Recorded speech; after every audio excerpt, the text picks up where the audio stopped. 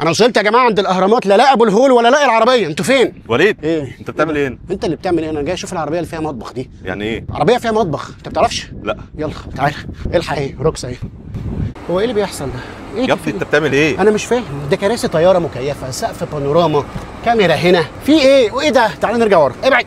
يعني المطبخ فين؟ هندور عليه. ما هو انا معاهم لحد اما نلاقي المطبخ. هو ايه ده؟ ايه ده؟ انا هنزل اجري هنا، يمكن هنا تلفزيون تاتش. لقينا الصينيه. فين بقى المطبخ؟ ايوه يا محمد بيه، انا بدور على المطبخ وجاي لك. جاي لك اهو. يلا بينا. هنسوقها، مش هسيب المطبخ. روح اركب. وليد شد براحتك، جرب العزم بتاع العربيه بنفسك، دوس يا معلم. طلبها ونالها.